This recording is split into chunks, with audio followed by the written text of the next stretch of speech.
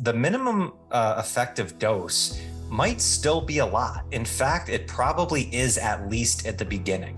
The things that create resistance on us, they don't ever fully go away. You don't have to know what you're capable of, but just know that you're fully capable. Welcome to the Strength Connection podcast, a show to share stories, insights, and experiences in strength, physically, mentally, and spiritually. I'm Michael Kurkowski, host of the Strength Connection, and I'm so grateful that you can join me today. So in these episodes, I connect with some of the most inspiring and successful individuals to chop it up and learn from true life experiences that have helped them become who they are, the strongest versions of themselves. One of the greatest ways I've always learned the most important lessons is through stories. We all have them, and they make us who we are. So let's dive in. Here we go. All right. What's happening, guys? Welcome to the Strength Connection podcast. I'm your host, Michael Kurkowski. Thank you so much for joining me. It's me and you today. This is a solo episode, end of July 2023. It has been an absolutely incredible week personally for me. I'm so grateful for a lot of things that happened this week. One of them was an amazing conversation I had with someone I've been interested in connecting with since I first started podcasting. But along with that, just a lot to be grateful for. So thank you so much for joining me. I'm going to dive right in. I'm really excited about this episode. I was pondering how to do this. I was possibly going to write about it a bit, but I figured I would do a podcast episode because there's 5 books that I want to talk about that have made a big impact on me that I thought were worth reading more than one time. But the thing about all these books is they're all under 175 pages. So I'm going to get into that in a minute. Beforehand, I want to do a little bit of recap from this past episode as well as this connection this week. So the episode released earlier this week, which was my guest, good friend and coach, Pat Flynn. And it was the first trilogy episode that I did on the Strength Connection. It was the 3rd time that I've had Pat on. And the reason behind that is I can talk to Pat about anything. I absolutely love connecting with this man. He was, as I've spoken about before, Pat was one of the first writers and bloggers that I followed when I first became a coach back in 2008, 2009. And his work with Chronicles of Strength and the work he did from just being a young guy and just getting into this world of minimalism. Then he got into writing. He has his podcast, The Pat Flynn Show. He just finished his book on philosophy. So he really delves into so many different areas, which is why I always call him a Renaissance man. And this was no different, in this conversation. Every time I chat with Pat, I learn so much. I take so many notes. And, he just finished his book on philosophy. Now he's going into another fitness book. So chatted a lot about the connection between his writing styles of one versus the other, which had us dive into the topic of minimalism. And he had a really interesting description of this. And it was a really fun topic to chat about because minimalism and minimalist training is one of those things that has gotten very popular over the last decade, but just like anything, when it gets popular, it gets a lot of misconceptions and gets misconstrued in what it actually is, which oftentimes now it's known as, oh, you don't need to do a lot of things. Kind of like minimalism is now minimal effort. When Pat's like, of course, that's not the case. And the quote that he said was, the minimum effective dose might still be a lot. In fact, it probably is, at least at the beginning. And I thought that was really powerful because just because something is you don't need to do a bunch of different things doesn't mean that you're not going to need to do a lot of those few things. So the lesson behind this is talking about knowing what is required for getting the goals that we want to achieve. It made me think of the conversation I had with Rick Mayo a while ago when he talked about franchising his company Alloy, where, there's a difference between, doing what you like and doing what's required, opening up a new business, even though there's a lot of systems that they built in Alloy that you just need to follow.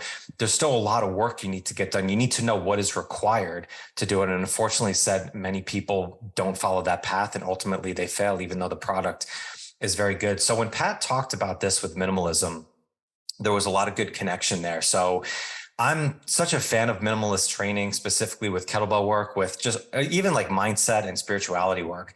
I think finding the right things that are extraordinary, that give the most result out of it, is phenomenal, but you still need to do a lot of the work in there. You still need to do what's required. We'll get right back to this episode, but first I want to tell you about Nabosu Technology. Nabosu is the leading company in foot care products created by the top functional podiatrist and human movement specialist, Dr. Emily Splickle and her team. Our feet are a connection to the earth and the foundation of all human movement, and it's often the most overlooked part of our body when it comes to health, fitness, and recovery. Personally, I never thought much of how the foot impacts my movement and strength until years ago when I found my intense sciatic pain I was dealing with was coming from a locked up midfoot and ankle issue. So after putting emphasis on this, my pain subsided completely, and since then I've made sure to take care of my feet before anything else in training. I use the Nabosu NeuroBall every day, whether I'm training or not, and I felt significantly better in both my barefoot strength training as well as running outside on grass and on pavement.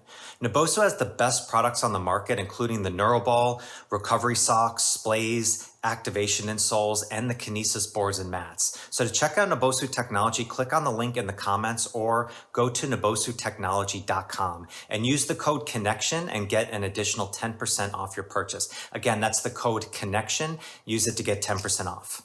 All right, now let's get back to it. So I appreciate Pat. I'm sure it's not going to be the last time that we chat. He'll be back at some point soon, and I'm really excited for his new book coming out and what he comes out with his new fitness book here. So going into this week, I got a chance to connect with someone I've admired from afar for a long time, and that is Todd Durkin. Todd is, if you've been in the coaching business and the coaching world for any while, you've undoubtedly probably been inspired by Todd's work. He's been a keynote speaker all over the world forever. I first heard him speak like 13, 14 years ago at Perform Better. And anytime you hear Todd speak, you want to run through a wall afterwards. He's so motivating. He's so energetic. He has his work with Fitness Quest 10. He has the TD Mastermind. He's been a keynote speaker for multiple businesses. He also works really on the life coaching side of stuff. Actually, when we spoke, he just finished a cruise through Alaska coaching Tony Dungy, the Hall of Fame NFL coach, and James Brown from CBS NFL Network in there. So he gets around in a lot of different things. So he's one of the people I've wanted to connect with since I first started podcasting. So to be able to have this connection and sit one-on-one with him was such an honor. And I'm so excited to release this episode. I learned so much from Todd, and I was just so inspired after our connection. And one big takeaway that I had from him, we went over a bunch of different topics, but I asked him about, he wears so many hats, how he manages everything. It's something that from being, he's, multiple business owner, he's a keynote speaker, he travels all over the world. He has his own podcast show that he does. He is a father of 3. He's a devout husband, and he also still stays in the trenches. He still trains clients, and he jumps in on classes and stuff. He works individually with people. And the big thing that he said is like, he knows his purpose. He said from a lot of different people that told him to just focus on one specific thing, and he would probably be more financially successful. You get deeper down, the level of just focusing on one particular thing. And he said, you know what? They're probably right. They're probably true in some regards. If I just focused on one thing, I could probably make more money at that, or I can dive deeper into it. But his whole focus and his purpose, he said, is about impacting other people, so that he likes to go into multiple different vessels because it's challenging for him. Giving a keynote speech is much different than being a good interviewer on a podcast, and writing a book is very different than writing a program or teaching a class. So he says all of these different things and wearing these hats challenges him to be better in other things that he does. And I thought it was really powerful because there is this message like pick a lane and stay there.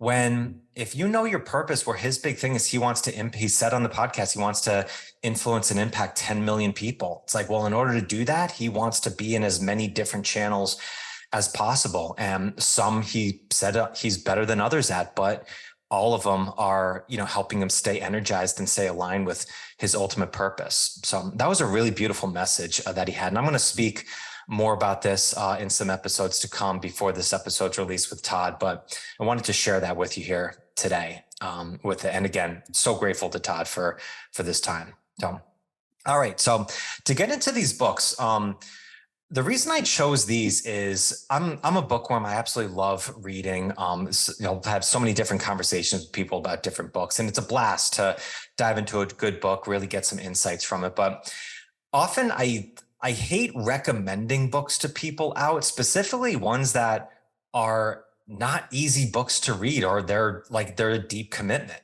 of it. So some of the books that I absolutely love that have made huge impacts on me are deep books. They're 400, 500 pages. Robert Greene's books I absolutely love, but if you're going to read Mastery, you're going to read 48 Laws of Power or like Laws of Human Nature. That's a big commitment on there. And I found some of the most impactful books that I've read more than once are very short. They're under 175, 150 pages. And I found 5 of them that I wanted to share with you here, because all of these I have read at least twice before. Some of them I'm going to go back to and read again. But if you're looking for books that you can read maybe in a weekend or at least like in a week and really dive into and get a lot of insight from, these are ones that I really recommend. So I'm going to dive into a few of these for you. So first one on the docket is Turning Pro by Steven Pressfield. Okay. One of my favorite books that I've gone to numerous times. I've probably read this at least 5 times through. Now, if you know Steven Pressfield, he was famous for some of his fictional work, Gates of Fire, which was his fictional book about the movie 300, the Battle of Thermopylae, which is awesome. Absolutely love that book. But he got famous and popularized a lot by his book, The War of Art, which is a short book very similar to this one, where he talked about the creative process, about invoking the muse. And it's a great book. I love The War of Art, but this one, Turning Pro, I actually like a little bit better. I can't tell you exactly why, but it just spoke so directly, so right at you of the difference between an amateur and a pro. And he uses the example of writing, but this could be, used in any different regard of where you're going at. This could be strength, this could be business, this could be, being a parent, whatever it is. He talks about the difference between being an amateur and a pro. And the pro shows up regardless of how they feel every day. They know that success comes from that consistency of showing up and knowing you're going to face the same demons that you did before as an amateur. There's one point of this, it was page 75, when he talks. What's so interesting about this book too is some of them are like maybe 2 or 3 paragraphs. They're like, half the page is, written. So you can get through this book super fast. But he talks about in this book of how your mind changes when you turn pro. And he says, each day the professional understands he will wake up facing the same demons, the same resistance, the same self-sabotage, the same tendencies to shadow activities and amateurism that he has always faced. The difference is now he will not yield to those temptations. He will have mastered them, and he will continue to master them. So there's a bunch of threads that you can pull on from that. But the number one thing that he says is the things that create resistance on us, they don't ever fully go away. I've talked about this with clients that I have before, is what you do is you know how to recognize these things faster and know how to shift and transition. That's why I talk about scouting the defense. The defense is going to always show up on us. It's just a matter of, have we seen it before, and we can game plan with it a lot faster. But that last line I thought was so powerful. It says he will have mastered them and he will continue to master them, which just shows a beautiful example of that. You never are fully complete, that when you get into that mastery phase, you're always sharpening the saw. You're always finding new ways to possibly slay the same dragon that you've been dealing with over and over again. And the faster that we recognize this, I think the faster that we can continuously do the things that we need to do on a consistent basis. So that's the first book. Absolutely love it. Second one is, you might have read this a long time ago, and it's still one of my favorites, and that's The Giver by Lois Lowry. So I think the first time I read this was like 5th or 6th grade. It was one of those books that I don't know if it's on the controversial, book list now of anything, but this is a book that I think everybody should read, and you should read it every couple years, I feel. It's the story of Jonas, who lives in a utopian community where there is no war, no fear, no pain. It's very much Pleasantville. And then everyone at age 12, they get assigned a role of who they're supposed to be, their job, or what they're supposed to do for the community, what they're supposed to do. And Jonas gets picked for a very special training, and that's to learn under the Giver. And the Giver is one who holds the memories of true pain and true pleasure in life, which sends Jonas down this incredible mental journey that nobody else can really understand because nobody else has seen the things that the giver has shows him. So it's in a time where he knows that this society of what's going on is kind of ultimately not right. And it's a really challenging journey for him to go through. And it's written in a way that is so easy to understand. It just cuts out all the fluff and all the bullshit of some of these other things. I think some other dystopian type novels are really great, but this one really seems like it grasps it on a level that we all can understand and we can all appreciate and understand. So that's my second one in there. I would definitely grab this one. And this is like 170. Oh, I lied. It's 177 pages. So it's right over the marker, but still it's good enough. All right, number 3 going into, this is Man's Search for Meaning by Viktor Frankl. Okay, one of the most popular books in the world. There's more than 12 million copies that have been sold by this, of this book. So if you don't know about this book, it's by Viktor Frankl, who is the father of logotherapy in the world. And it's his story of his time in Auschwitz. To paraphrase or summarize this book in one, I don't think does it justice. This is one that you just need to dive into and read. It's one of the most powerful stories ever written. And there's one part that why I picked it here that I wanted to highlight that I found so incredible is he goes into all of the details of the concentration camp, all of the brutality and just the tragedy of that we've all learned so many different times. But the part that really hit me the first time I read it was how quickly the mind calluses over some of the most atrocious situations to preserve itself. He wrote in detail about, having somebody right next to him or somebody in front that just gets shot right in the head and his blood goes all over, his clothes, all over his face, and he's just on the ground, and how quickly they felt absolutely nothing. They got numb to the most atrocious thing that if you saw this in everyday life, this would be the most traumatic thing that you've ever experienced. And how quickly the mind preserves itself and calluses over to preserve what it needs to do in order to survive. And that was just one of the examples that he gives in the entire book. But it makes me realize how easily we can get jaded in our own lives to things, the pain, the discomfort that we feel, that it becomes so normal. And the only way to grow out of this is to recognize that this is abnormal. And that's why growth comes through pain. And it's a little bit of a segue off of his exact message, I believe, but it was so powerful. He says that regardless of the situation, regardless of how dire or, rough things are, the mind has a way of preserving itself and, callousing over those tough things and how easy it is to feel normal. And I thought of that on the strength front I've heard so many times from different people, and I felt it myself, of when you do something for yourself and you get out of the rut that you're in, all of a sudden you feel so good afterwards. You say, I didn't realize how bad I was feeling before until you feel good, because it's so easy to just, callous over that discomfort. So that was one of the big takeaways I got from this book. And if you haven't read this book, this is one I would recommend quickly. And it's a page turner. You get through it in a weekend. Okay. So these last two that I have you might not know as much about, but I really love these two. One, for the context that that they're in, but two is also both of these authors have been great influences of mine, have been guests on this podcast. So the first one that I have is Mindset Matters Most. And this is by my good friend, Brian Grasso, who I feel so privileged to know very personally now from working with over the last couple of years. But so the reason behind this book, there's so many books on mindset, on resilience, on mental strength, but what this book does better than any others is it reminds you regularly that everything comes down to the story that we tell ourselves. We label ourselves specific things based on our experiences and our beliefs, but it comes down to it is all a story.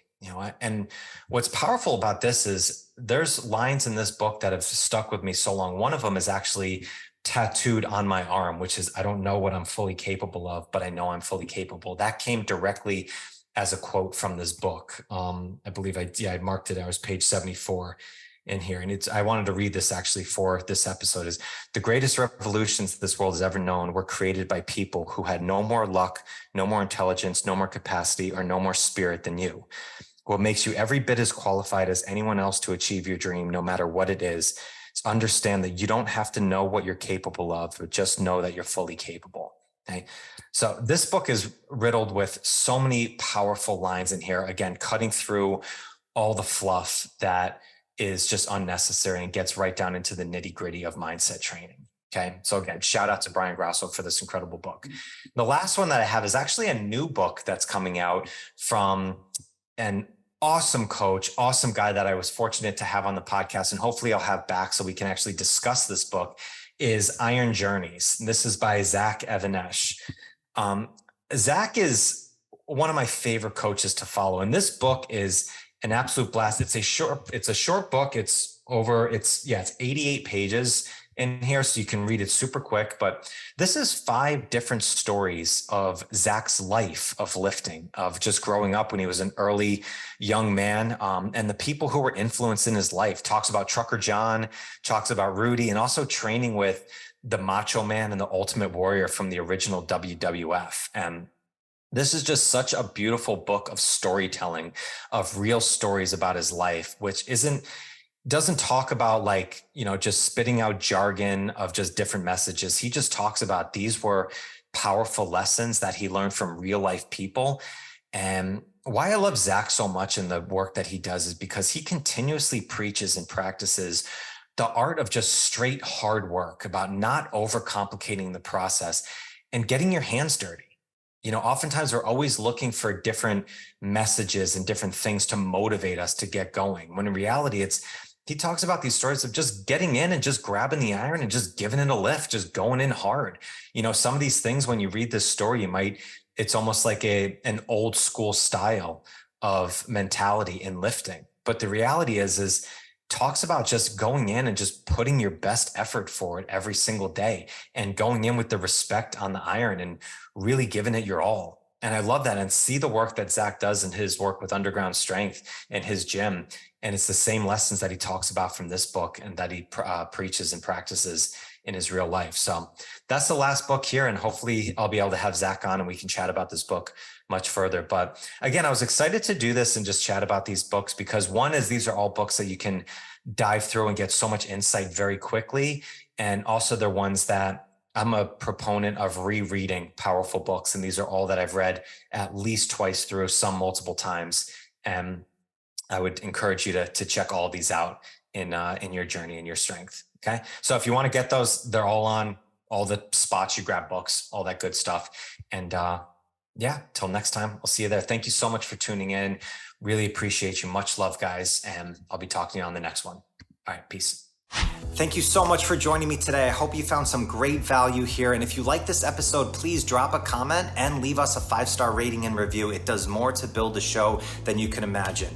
And do not forget to check out and join the Strength Connection Facebook group. In this group, I share the biggest takeaways and lessons from these amazing conversations, as well as training and strength tips for pursuing mastery and fulfillment in life. This group is filled with individuals looking to take full control over their strength, and it's the perfect space to explore new ideas and to share your journey. And you'll also get exclusive access to these Strength Connection Mastery Seminars. It's a deep dive into the physical, mental, and spiritual training that you can begin using immediately. So do not wait, go now. Seriously, go. All right, much love to you. Thank you so much, and I'll catch you on the next one.